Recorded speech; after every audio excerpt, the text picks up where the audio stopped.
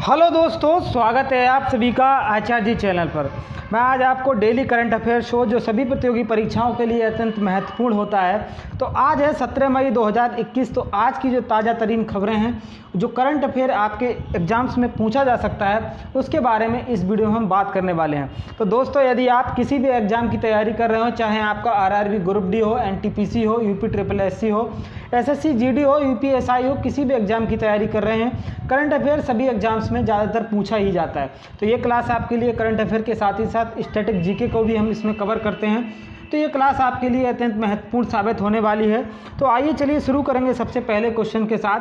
पहला क्वेश्चन हमारा यह है कि हाल ही में पंजाब में 23वां जिला बनाने की घोषणा की गई, इस जिले का नाम क्या है? तो मैं आपको बता दूं, पंजाब में जो है 23वां जिला बनाया जा रहा है, इसकी घोषणा कर दी गई है। तो 23वां जिला जो है ये क्यों बनाया गया, यदि मैं ये आपको बताऊं तो पंजाब में एक ही जिला था मलेरकोटला। ये जो है मुस्लिम बहुल आबादी वाला जो है ये जो था इलाका था, तो इसको जो है एक नया ज़िला बना दिया गया है। तो मुस्लिम बहुल आबादी वाला ये मलेरकोटला एक नया 23वां ज़िला जो है पंजाब में बनाया गया है। ये आप ध्यान रखिएगा, 23वां ज़िला है। इसमें जो है क्या क्या, जो कैप्टन अमरिंदर सिंह जो यहाँ के मुख्यमंत्री हैं, उन्होंने जो है घोषणा की है 500 करोड़ रुपए का जो है यहाँ पर एक मेडिकल कॉलेज की परियोजना का शिलान्यास किया गया है। साथ ही साथ इस जो ज़िला है इसको यहाँ पर महिला कॉलेज भी दिया जाएगा। महिला कॉलेज के साथ ही साथ यहाँ पर जो है जो बस अड्डे होते हैं उनका भी जो है ज़्यादा से ज़्यादा निर्माण जो है किया जाएगा। तो पंजाब के द्वारा ऐसा किया गया है। और 23वां जिला है ये पंजाब का। क्वेश्चन एग्जाम्स में पूछा जाता है कि पंजाब का जो नया जिला है उसका नाम बताइए। तो ध्यान रखिएगा, मलेरकोटला पंजाब का 23वां जिला बनाया गया है। इसकी घोषणा कर दी गई है पंजाब के मुख्यमंत्री कैप्टन अमरिंदर सिंह जी के द्वारा। ये मलेरकोटला 23वां जिला जो कि आप देख सकते हैं, ये जो है इसको बनाया गया है। इसके अलावा पंजाब के मुख्यमंत्री जो हैं कैप्टन अमरिंदर सिंह जो हैं वो पंजाब के मुख्यमंत्री हैं। आपको ये फ़ोटो में दिखाई दे रहे होंगे, ये जो हैं कैप्टन अमरिंदर सिंह हैं। जो पंजाब में जो सरकार है वो कांग्रेस की सरकार है। कैप्टन अमरिंदर सिंह यहाँ के मुख्यमंत्री हैं। इसके बाद बात करेंगे पंजाब के बारे में। आप देख लीजिएगा पंजाब का मैप यदि मैं आपको दिखाना चाहूँ, देखो पंजाब जो है ये इधर जो आपका ऑरेंज कलर का ये जो दिखाई दे रहा है पूरा पंजाब है। इसका बॉर्डर किस किस से मिलता है यदि आप जानना चाहें तो हिमाचल प्रदेश, ऊपर जम्मू कश्मीर है, साथ ही साथ हरियाणा और राजस्थान और पाकिस्तान के साथ ये जो है अंतर्राष्ट्रीय सीमा साझा करता है। तो ये जो है पंजाब की जो राजधानी है, चंडीगढ़ जो है यहाँ की राजधानी है। देखो चंडीगढ़ जो है एक तो पंजाब की भी राजधानी है, साथ ही साथ ये जो है यहाँ पर जो हरियाणा है, हरियाणा की भी राजधानी चंडीगढ़ ही है। और चंडीगढ़ खुद में भी एक केंद्र शासित प्रदेश है जिसको हम यूनियन टेरिटरी कह सकते हैं। तो चंडीगढ़ की जो जैसे चंडीगढ़ जो शहर बसाया गया था, तो इसके जो वास्तुकार थे वो कौन थे, वो यदि आप जानना चाहें तो मैं आपको बता दूं, ली कार्बूशियर जो थे वो चंडीगढ़ के वास्तुकार थे। ध्यान रखिएगा, क्वेश्चन पूछा जाता है। इसी तरीके से जैसे जो स्टैच्यू ऑफ यूनिटी है, स्टैच्यू ऑफ यूनिटी जो कि गुजरात में स्थित है, सरदार वल्लभ भाई पटेल की सबसे ऊंची प्रतिमा जो कि 182 मीटर की बनाई गई है, उसके जो वास्तुकार थे वो राम सुतार उनका नाम था। वो भी एग्जाम में पूछा जाता है, ध्यान रखिएगा। Ram Sutar statue of unity के वास्तुकार हैं। साथ ही साथ पंजाब के माने आपको बता दिया कैप्टन अमरिंदर सिंह जो है यहाँ के मुख्यमंत्री हैं। इसके अलावा जो पंजाब है, पंजाब को 5 नदियों का राज्य भी कहा जाता है, क्योंकि यहाँ से जो है 5 नदियाँ जो है पंजाब से ही निकलती हैं, पंजाब में बहती हैं। वो कौन कौन सी हैं मैं आपको बता दूँ। जैसे जो सिंधु नदी है, इंडस जो रिवर है हमारी, वो यहाँ चीन से निकलती है और चीन के बाद जो है पाकिस्तान में आउटफ्लो करती है। उसके बाद जो झेलम, चेनाब, रावी, ब्यास और सतलज जो 5 नदियाँ हैं, झेलम, चेनाब और रावी, ब्यास और सतलज, ये जो 5 नदियां हैं, 5 नदियों का जो राज्य है वो इसी को कहा जाता है। 5 नदियों का राज्य पंजाब को कहा जाता है, इसीलिए जो है इसको नाम भी पंजाब इसी के नाम पर पड़ा है। इसके अलावा एक और नया जिला बना था। नया जिला जो बना था वो किस राज्य में बना था, ये है नया जो जिला है वो विजयनगर। तो विजयनगर आपने साम्राज्य जो है वो पढ़ा होगा इतिहास में। तो विजयनगर जो साम्राज्य है वो कर्नाटक में था। तो विजयनगर जो साम्राज्य है, विजयनगर जो नया जिला बनाया गया है वो कर्नाटक के अंदर जो है नया जिला बनाया गया है। कर्नाटक में आपको दिखा दूँ, देखिए ये रहा कर्नाटक, आपको नीचे देख सकते हैं। यहाँ पर जो है एक जो नया ज़िला जो बनाया गया है जिसका नाम मैंने आपको बताया, तो विजयनगर जो है यहाँ पर नया ज़िला बनाया गया है। कर्नाटक की जो राजधानी है वो बेंगलुरु यहाँ की राजधानी है। BS येदियुरप्पा जो है वो यहाँ के मुख्यमंत्री हैं, जो कि और इसके साथ ही साथ यहाँ पर जो है ये आप देख ही सकते हैं। और जो बेंगलुरु है इसको सिलिकॉन वैली भी बेंगलुरु को ही कहा जाता है। सिलिकॉन वैली, भारत की जो सिलिकॉन वैली है बेंगलुरु को कहा जाता है। और बगीचों का शहर भी बेंगलुरु को ही कहा जाता है। बेंगलुरु में ही एक और हेडक्वार्टर स्थित है, ध्यान रखिएगा, इसरो जो है, इसरो का हेडक्वार्टर जो है बेंगलुरु में स्थित है। बेंगलुरु एक तरीके का भारत का टेक्नो हब है, मतलब टेक्नोलॉजी के क्षेत्र में जो है सबसे ज़्यादा उभरता हुआ यदि कोई भारत में स्थान है तो वो बेंगलुरु ही है, क्योंकि यहाँ पर सबसे ज़्यादा स्टार्टअप्स को बढ़ावा में दिया जाता है। तो बड़े बड़े स्टार्टअप्स की यदि हम देखें तो बेंगलुरु में ही स्टार्टअप्स जो है स्टार्ट किए जाते हैं, क्योंकि वहाँ जो है ईज ऑफ डूइंग जो बिजनेस है वो जो है काफ़ी ज़्यादा आसान है, इसीलिए वहाँ पर जो है इनको ज़्यादा बढ़ावा मिलता है। तो आइए चलिए आगे बात करेंगे इसके। अगला क्वेश्चन हमारा ये है कि हाल ही में नेपाल के पर्वत गाइड ने दुनिया की सबसे ऊंची चोटी माउंट एवरेस्ट पर महज 4 दिनों के अंदर 2 बार फतेह करने का विश्व रिकॉर्ड बनाया। इनका नाम क्या है? देखिए, लोगों को तो एक बार ही चढ़ने में जोर लग जाता है, जो एक बार ही नहीं चढ़ पाते हैं। ये देखिए, इन्होंने तो दो बार चढ़ाई की है, वो भी माउंट एवरेस्ट पे। इन्होंने तो ऐसे समझ लिया जैसे माउंट एवरेस्ट इनके मामा का घर है, तो जाते हैं घूम के आ जाते हैं। तो इन्होंने किया क्या है वो आप समझिएगा। रिकॉर्ड 4 दिनों के अंदर जो है ये 2 बार माउंट एवरेस्ट की इन्होंने चढ़ाई कर ली है। तो इन्होंने जो है 4 दिनों के अंदर ही 2 बार जो है माउंट एवरेस्ट की चोटी पर चढ़ गए हैं। देखो, हुआ ये था 7 मई 2021 को ये जो है शाम को जो है पहाड़ पर चोटी पर पहुंचते हैं। उसके साथ बाद ही जो है 11 मई को जो है ये दोबारा जो है इस पर्वत की चोटी पर पहुंच जाते हैं। तो ये जो है 4 दिनों के अंदर, महज 4 दिनों के अंदर 2 बार जो है माउंट एवरेस्ट चोटी को इन्होंने फतेह किया है। इनका जो नाम है मिंगबा तेजी शेरपा। ध्यान रखिएगा, ये जो है नेपाल के पर्वत गाइड हैं जो कि 2 बार जो है इन्होंने रिकॉर्ड बनाया। इसके अलावा कामी रीता शेरपा जो आपको पहला ऑप्शन दिखाई दे रहा है, इन्होंने जो है रिकॉर्ड 25वीं बार ये जो है माउंट एवरेस्ट पे चढ़े थे। आपको ये जो है थोड़ी देर दिनों पहले जो है मैंने करंट अफेयर में बताया भी था। इसके अलावा अरुणिमा सिन्हा जो है भारत की पहली दिव्यांग महिला हैं जिन्होंने जो है माउंट एवरेस्ट पर चढ़ाई की। इसके अलावा एडमंड हिलेरी और तेंजिंग नोर्गे जो है ये जो है पहली बार जो है माउंट एवरेस्ट पर चढ़े थे। माउंट एवरेस्ट आप देख सकते हैं 8,848 मीटर की इसकी ऊंचाई है, विश्व की सबसे ऊंची चोटी है। और इसको जो है नेपाल में क्या कहा जाता है वो यदि मैं आपको बताऊं तो नेपाल में इसको सागर माथा के नाम से जाना जाता है। इसके अलावा माउंट एवरेस्ट पर हाल ही में जो है करंट सुर्खियों का करंट अफेयर का विषय बना था। देखो, चीन जो है इधर तो साइड में है चीन और इधर इसके है जो नेपाल। तो इसने चीन ने क्या किया था, माउंट एवरेस्ट पे एक जो है बॉर्डर लाइन खींच दी थी। उसका मतलब ये था कि इसको जो है कोविड-19 का प्रसार नहीं हुए। देखिए चीन वायता कैसी कर रहा है, जो कि चाइना वायरस जो चीन ने खुद ही फैलाया है, वही ये बात कह रहा है कि हम जो है कोरोना वायरस को रोकने की बात कर रहा है। देखो, ये वही वाली बात हो जाती है, खुद ही फैला रहे हैं और खुद ही जो है इसको लेकर के इस तरीके की बातें करें। तो चाइना जो है एक तरीके का गैर जिम्मेदाराना देश है, जो कि आप देख सकते हैं, जिसने चाइनीज वायरस पूरे विश्व को दिया है, विश्व को तबाही के मंजर पे ला करके खड़ा किया है, वो चीन ने किया है। इसके अलावा कामी रीता शेरपा हैं, ये जो आपको दिखाई दे रहे हैं कामी रीता शेरपा, इन्होंने जो है रिकॉर्ड 25वीं बार जो है ये चढ़े हैं। 25वीं बार रिकॉर्ड 25वीं बार जो है माउंट एवरेस्ट की चोटी पर ये पहुंचे हैं। इसके साथ ही बात करेंगे माउंट एवरेस्ट चोटी पर पहली बार 1953 में एडमंड हिलेरी और तेंजिंग नोर्गे ये 2 लोग गए थे, जो कि आप देख सकते हैं उस वक्त का ये तस्वीर है 1953 में। इसके अलावा भारत की जो पहली महिला थी वो थी बछेंद्री पाल, जो कि माउंट एवरेस्ट फतेह किया। इसके साथ ही साथ भारत की पहली जो दिव्यांग महिला थी वो मैं आपको बता दूं तो अरुणिमा सिन्हा जो है वो भारत की पहली दिव्यांग महिला थी, जिन्होंने अपना एक पैर ना होने के बावजूद भी इन्होंने जो है माउंट एवरेस्ट की चढ़ाई की। तो देखिए, आप देख सकते हैं यदि आप में हौसला और आपको कुछ भी करने की यदि हिम्मत है तो आप जो है कुछ भी कर सकते हैं। तो ये देखिए, इसका जीता जागता उदाहरण है अरुणिमा सिन्हा। इनको जो है हुआ ये था ये कि जो है नेशनल लेवल की एथलीट प्लेयर थी, तो इनको जो है चलती ट्रेन से इनको फेंक दिया था कुछ गुंडों ने। तो उसके बाद भी इन्होंने हार नहीं मानी और देखिए दुनिया की सबसे ऊंची चोटी माउंट एवरेस्ट को जो है इन्होंने फतेह किया था अरुणिमा सिन्हा ने। इसके बाद बात करेंगे अगले क्वेश्चन के बारे में। हाल ही में असम राज्य की पहली महिला वित्त मंत्री कौन चुनी गई हैं? तो मैं आपको बता दूं, असम जो राज्य है इसमें पहली महिला वित्त मंत्री चुनी गई हैं, जिनका जो नाम है अजंता नियोग जो है, इनको पहली वित्त मंत्री जो है चुना गया है। इसके साथ ही साथ पूर्वोत्तर राज्यों की जो है पहली मुख्यमंत्री हैं पूर्वोत्तर राज्यों की। तो पूर्वोत्तर राज्य जिसमें हमारा जो 7 सिस्टर्स आते हैं उनकी पहली महिला मुख्यमंत्री हैं, उस पहली महिला वित्त मंत्री हैं। साथ ही साथ असम में जो है अभी नए मुख्यमंत्री जो इन्होंने यहाँ पर शपथ ली है वो हेमंत बिस्वा शर्मा हैं। इसके बाद बात करेंगे अगला, ये जो है अजंता नियोग जो है यहाँ ये जो है पहली जो है यहाँ पर वित्त मंत्री बनी है, जो कि आप देख सकते हैं असम की जो है ये वित्त मंत्री बनी है पहली। इसके साथ ही साथ भारत की जो पहली महिला वित्त मंत्री हैं वो भी पूर्णकालिक जो है महिला वित्त मंत्री जो पहली बनी है वो अभी जो है हाल ही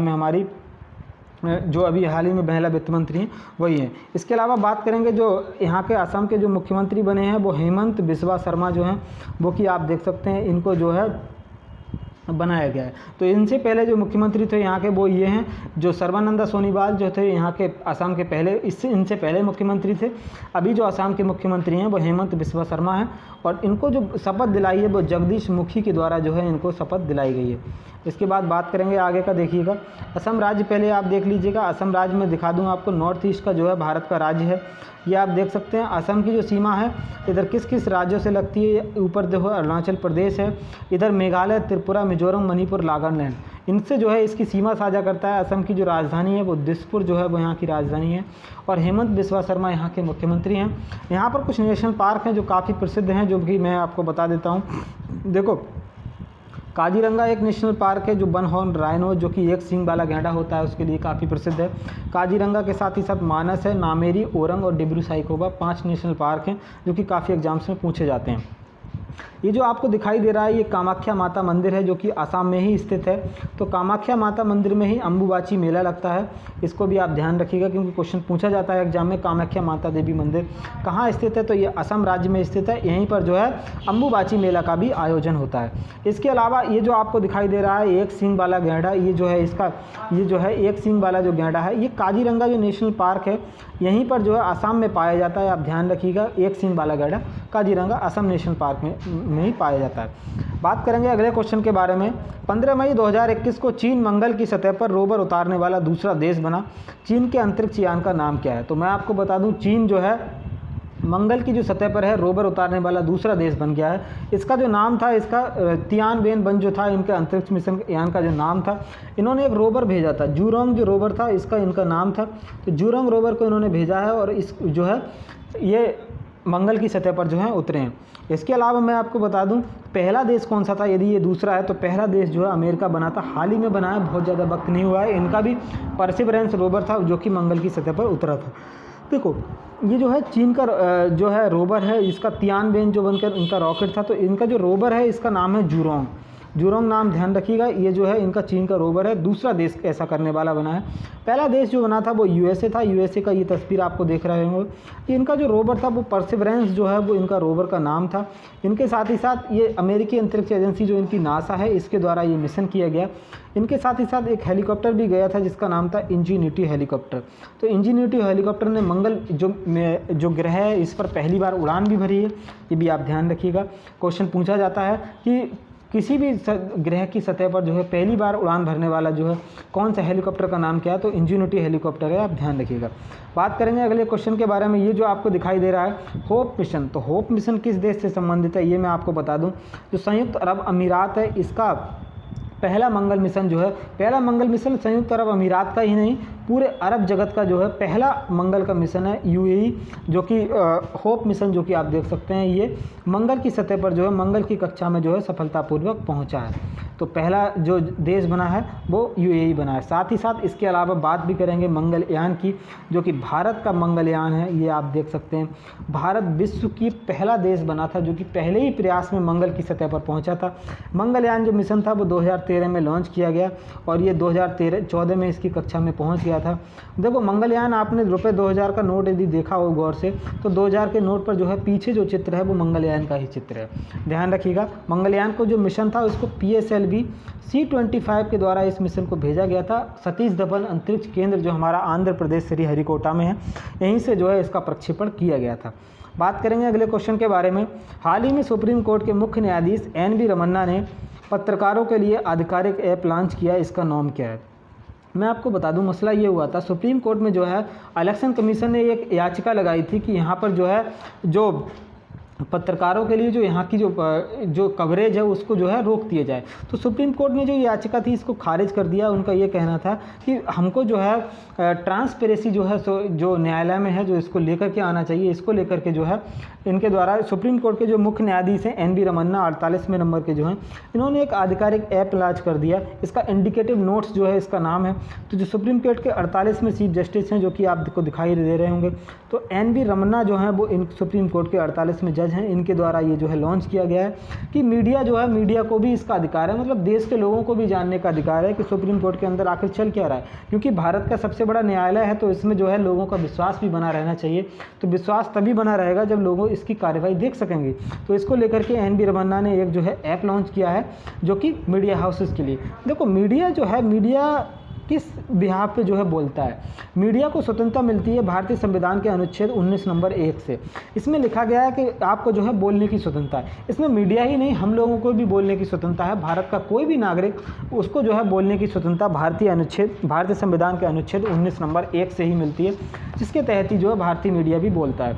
इसके अलावा बात करेंगे भारत के सुप्रीम कोर्ट के बारे में।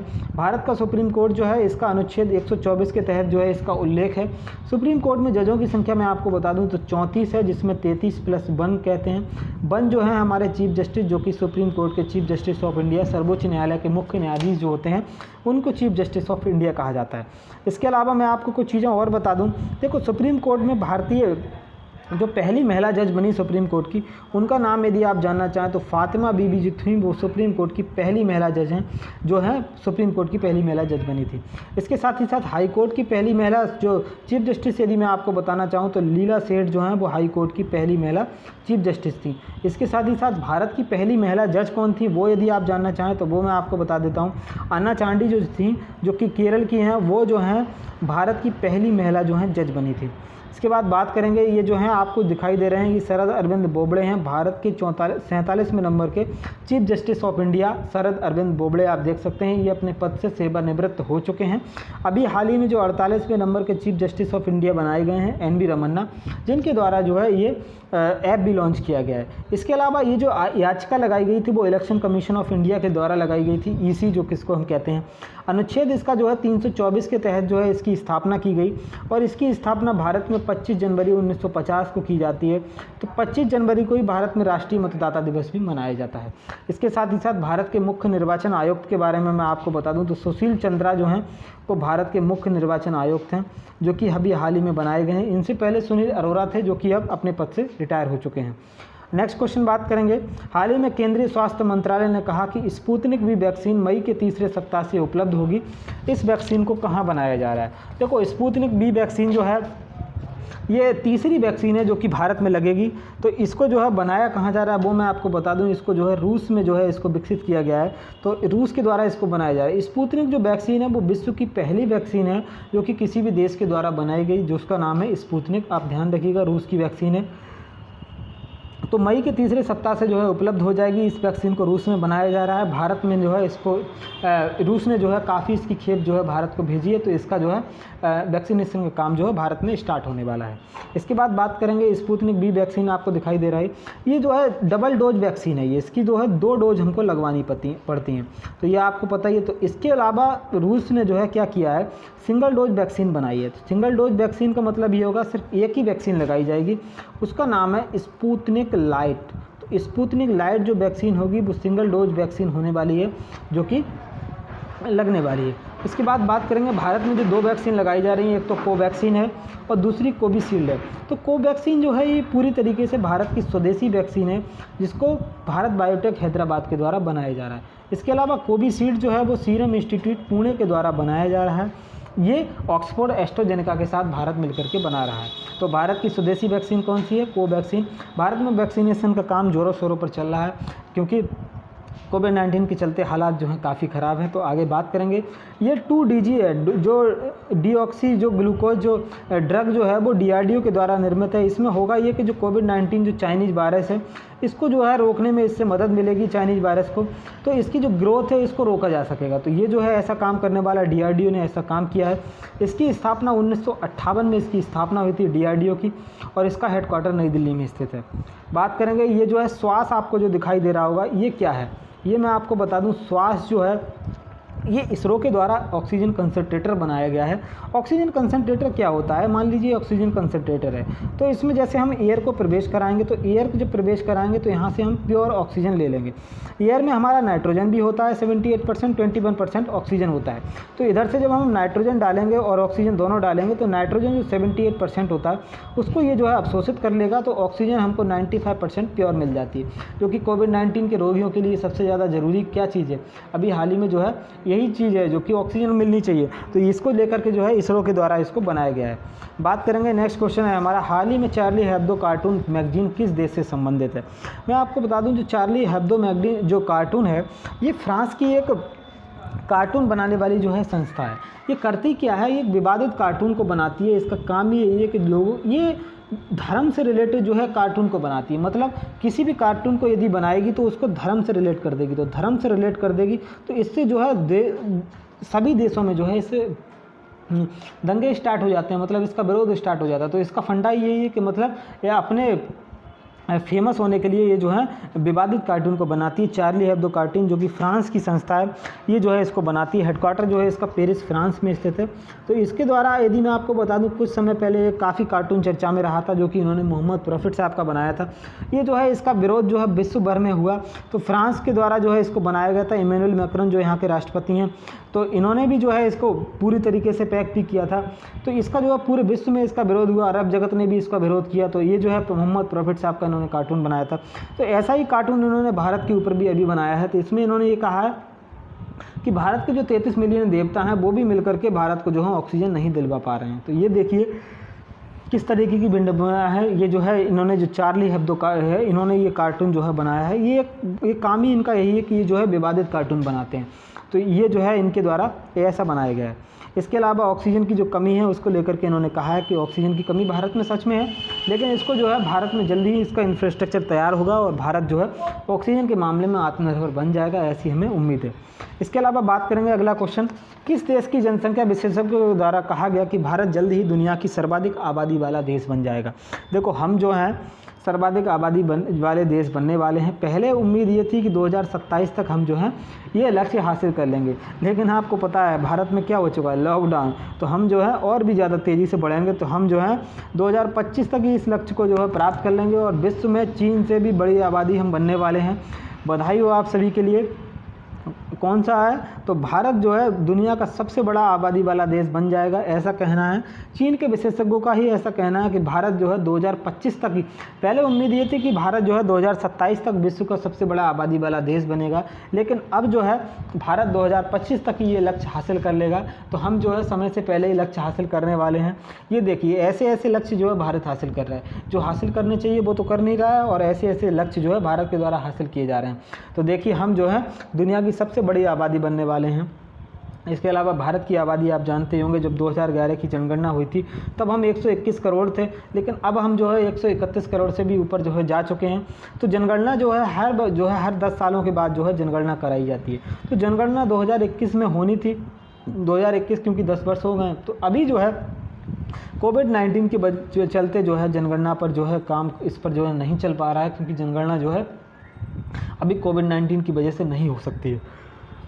इसके अलावा चाइना की पॉपुलेशन क्यों नहीं बढ़ रही है, तो चाइना में जो है one child population, one child जो नेशन है, वन चाइल्ड पॉलिसी है। तो इसको लेकर के यहाँ पर जो है एक ही बच्चा जो है ये पैदा कर सकते हैं, इसको लेकर के जो है ये चाइना की पॉलिसी है। तो इसकी वजह से जो है इनकी जो पॉपुलेशन है वो यहाँ पर रुकी हुई है, वन चाइना पॉलिसी। तो ये वन चाइल्ड जो नेशन है, तो ये जो है यहाँ पर दूसरा बच्चा पैदा ही नहीं करने देते हैं, तो यहाँ की पॉपुलेशन बढ़ेगी कहाँ से। लेकिन भारत अपना ज़ोरों शोरों से बढ़ रहा है, भारत को कोई समस्या की बात ही नहीं है। देखो अगला क्वेश्चन है, हाल ही में BCCI ने भारतीय महिला क्रिकेट टीम के नए कोच के रूप में किसे नामित किया है। तो मैं आपको बता दूं, भारतीय महिला क्रिकेट टीम के जो नए कोच हैं वो रमेश पवार को जो है नियुक्त किया गया है। तो रवि शास्त्री आपको पता होगा, भारत के जो हैं जो भारत की मेंस टीम है, मेन की जो पुरुष टीम है उसकी जो है रवि शास्त्री भारत के मुख्य कोच बने हुए हैं। इसी के साथ ही साथ रमेश पवार को जो है जो महिला क्रिकेट टीम है, इसका नया कोच जो है इसमें के रूप में नामित किया गया है। या आप रमेश पवार देख सकते हैं, इनका जो है पिछले वर्ष जो है 2020 में जो है 2020 या 19 में हाल ही में जो है मिताली राज, जो भारतीय क्रिकेट टीम की कप्तान, जो कि भारतीय के महिला क्रिकेट टीम की, जिनको सचिन तेंदुलकर कहा जाता है, महिलाओं का सचिन तेंदुलकर, मिताली राज इनको कहा जाता है, इनका जो रमेश पवार है इनके साथ विवाद रहा था, तो इनको जो है निलंबित कर दिया गया था। इनको जो है अब दोबारा से इसका चुना गया है, नियुक्त किया गया है। इसके अलावा बात करेंगे बीसीसीआई के बारे में। Board of cricket control of India, जिसके अध्यक्ष जो हैं सौरभ गांगुली हैं। इसके साथ ही साथ मैं बता दूं, इसकी जो स्थापना हुई थी 1928 में हुई थी। इसका हेडक्वार्टर मैं आपको बता दूं, हेडक्वार्टर उसी स्टेडियम में स्थित है जहां पर 2011 का जो वर्ल्ड कप हुआ था उसमें महेंद्र सिंह धोनी ने विनिंग छक्का लगाया था, जो कि आप देख सकते हैं। सभी को याद होगा, हर भारतीय को ये याद होगा। तो ये बानखेड़ी स्टेडियम है, इसमें जो है बीसीसीआई का जो है हेडक्वार्टर स्थित है। इसके साथ ही साथ इसके जो उपाध्यक्ष हैं वो राजीव शुक्ला जो हैं बीसीसीआई के उपाध्यक्ष हैं। और जो चीफ सेक्रेटरी हैं वो आपको पता होगा, महान क्रिकेटर जो कि भारत के गृह मंत्री हैं, उनके बेटे जो कि महान क्रिकेटर रह चुके हैं, जय शाह, वो जो हैं इसके चीफ सेक्रेटरी हैं। इसके अलावा बात करेंगे आईसीसी के बारे में। आईसीसी में आपको बता दूं, आईसीसी की जो स्थापना हुई वो 1909 में जो है आईसीसी की स्थापना हुई थी। और इसका जो हेडक्वार्टर स्थित है वो दुबई में जो है इसका हेडक्वार्टर स्थित है। और ग्रेग बर्कले जो हैं वो इसके अध्यक्ष हैं।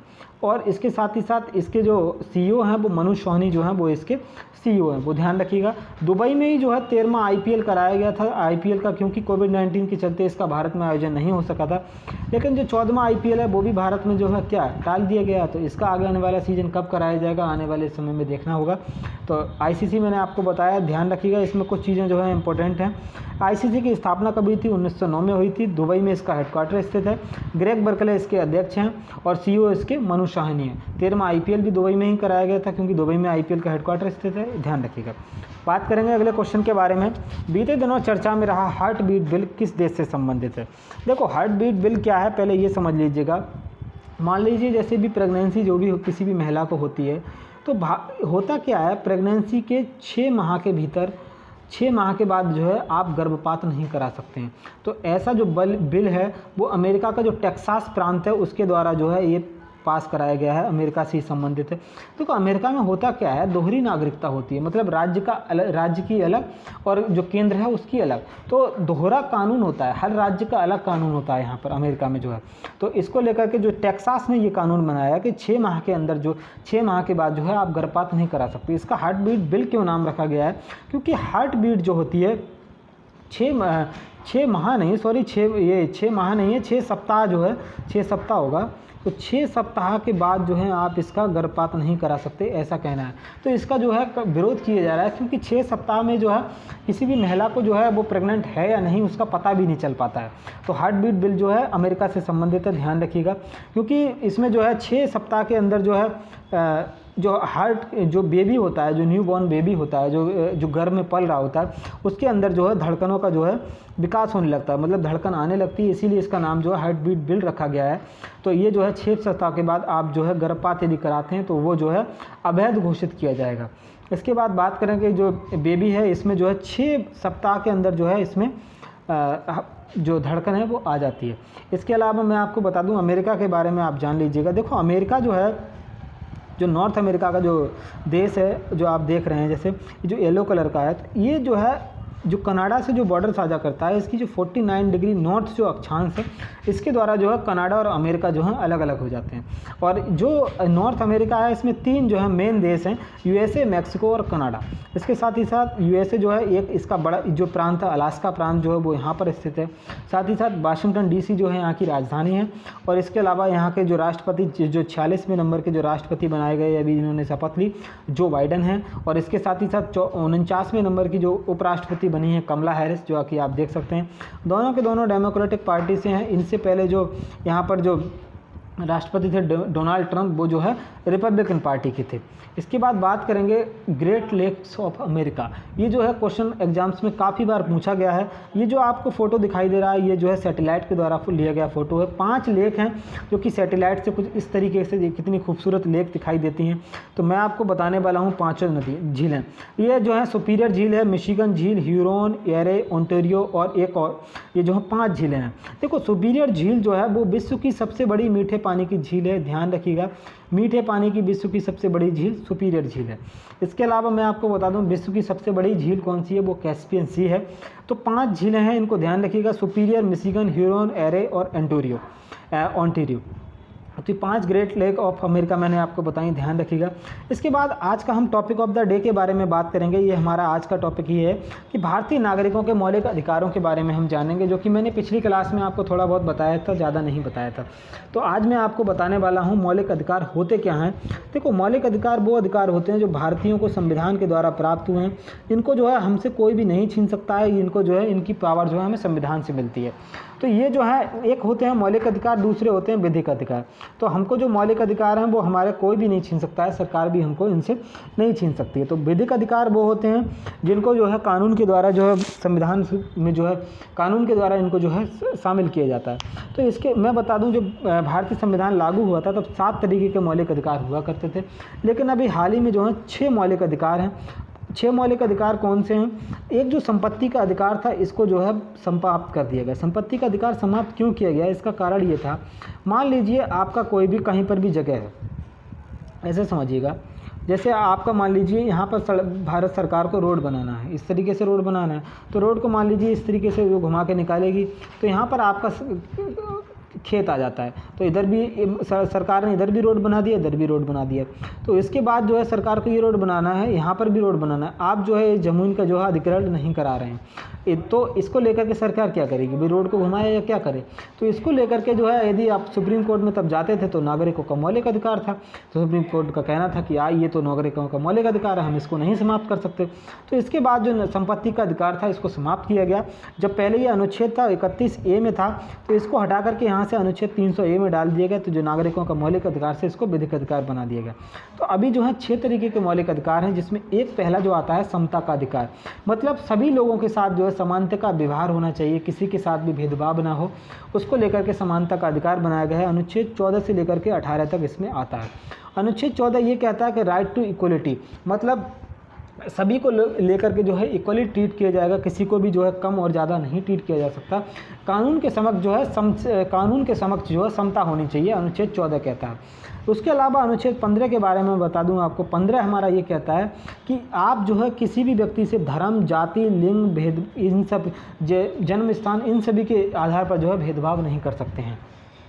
16 अनुच्छेद ये कहता है कि मतलब जो अपॉर्चुनिटी जो होंगी, किसी भी जो मान लीजिए किसी को भी जो है रोज़गार के मामले में जो है अपॉर्चुनिटी होगी, तो उसमें जो है सभी को रोज़गार के अवसर में समानता मिलनी चाहिए। अनुच्छेद 16 हमारा ये कहता है। उसके बाद अनुच्छेद नंबर जो 17 है हमारा, 17 ये कहता है कि इसमें जो है छुआछूत का अंत होना चाहिए। मतलब छुआछूत यदि आप करते हैं तो वो जो है न्यायालय में आप जो है उसके खिलाफ कोर्ट में जा सकते हैं। इसके अलावा अनुच्छेद 18 ये कहता है उपाधियों का अंत, मतलब आपको कोई भी अवार्ड मिल गया है, जैसे भारत रत्न मिला है, तो अपने नाम के आगे आप भारत रत्न नहीं लगाएंगे। जैसे सचिन तेंदुलकर को भारत रत्न मिला था, तो वो ये नहीं लगा सकते कि भारत रत्न सचिन तेंदुलकर जी। इसके अलावा मौलिक अधिकारों के बारे में एक चीज़ और बता देता हूँ मैं आपको, जो कि काफ़ी इंपॉर्टेंट है। देखो, मौलिक अधिकार जो हैं भारत में USA के द्वारा लिए गए हैं। साथ ही साथ मौलिक अधिकार जो हैं न्यायालय में परिवर्तनीय हैं। यदि आपके मौलिक अधिकारों का हनन होता है तो आप डायरेक्ट सुप्रीम कोर्ट जा सकते हैं अनुच्छेद 32 के तहत, तो आप हाई कोर्ट भी जा सकते हैं अनुच्छेद 226 के तहत। तो ये जो है आपको मौलिक अधिकार सबसे ज़्यादा पावर दी गई है अनुच्छेद 32 और अनुच्छेद के तहत आप जो है डायरेक्ट सुप्रीम कोर्ट जा सकते हैं। अनुच्छेद 226 के तहत आप डायरेक्ट हाई कोर्ट जा सकते हैं। इसके अलावा ये जो है नागरिकों के मौलिक अधिकार हैं, आप ये जो है नागरिकों के जो मौलिक अधिकार हैं, जो अनुच्छेद 32 है, इसी को जो है जो बाबा साहब अम्बेडकर हैं, इन्होंने संविधान की आत्मा कहा था। और जो संविधान का जो मैग्ना कार्टा है वो मौलिक अधिकार को ही कहा जाता है। ये जो है इनसे रिलेटेड क्वेश्चन पूछे जाते हैं एग्जाम में, क्योंकि क्वेश्चन ये पूछा जाता है कि मौलिक अधिकार जो है वो किस देश की अवधारणा से लिए गए हैं, तो संयुक्त राज्य अमेरिका से लिए गए हैं। और मौलिक अधिकारों का यदि हनन होता है तो आप सुप्रीम कोर्ट किस अनुच्छेद के तहत जा सकते हैं, तो 32 के तहत जा सकते हैं। हाई कोर्ट 226 के तहत जा सकते हैं। न्यायालय में परिवर्तनीय है।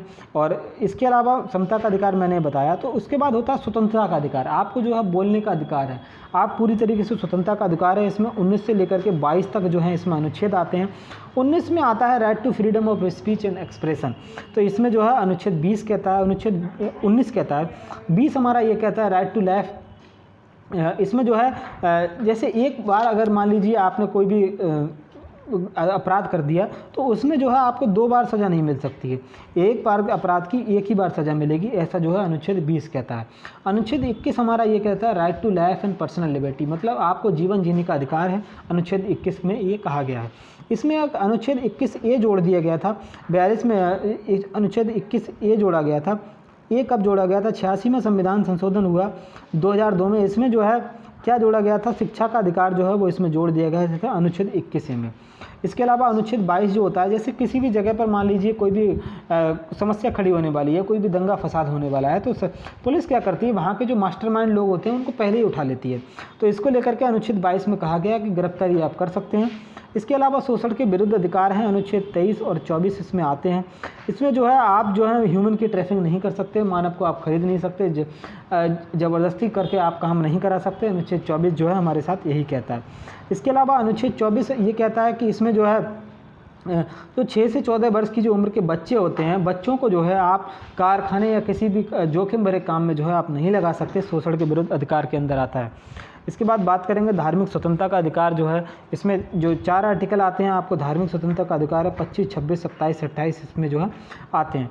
इसके अलावा संस्कृति और शिक्षा संबंधी अधिकार जो है, आपकी संस्कृति को बचाए रखना ये जो है राज्य का कर्तव्य है, अनुच्छेद 29 और 30 जो है इन दोनों में आते हैं। इसके अलावा जो संविधान जो हमें मौलिक अधिकार मिल गए हैं, तो जो हमें मौलिक अधिकार मिले हैं उनका रक्षा कौन करेगा? तो रक्षा करता है संवैधानिक उपचारों का अधिकार, जो कि अनुच्छेद 32 है। इसके तहत जो है आप सीधे सुप्रीम कोर्ट में जा सकते हैं और इसमें जो है आपको जो है रेट लगा सकते हैं। वहाँ जो है 5 तरह की रेट होती हैं, आने वाली क्लास में जो हम सभी को जानेंगे। तो जो मौलिक अधिकार है मैंने आपको ऊपर से बताया है, अनुच्छेदों के बारे में नहीं बताया है, तो आने वाली क्लास में जो हम वो भी कर लेंगे। दोस्तों यदि आप हमारे चैनल पर नए हैं तो आप अपने चैनल को जो है सब्सक्राइब कर सकते हैं। आपका कोई क्वेश्चन है तो आप जो है कमेंट बॉक्स में दीजिएगा, मैं आपको आंसर दे दूँगा। और आप यदि डेली PDF प्राप्त करना चाहते हैं तो टेलीग्राम चैनल है, आप ज्वाइन कर सकते हैं। तो थैंक यू दोस्तों, goodbye and have a nice day.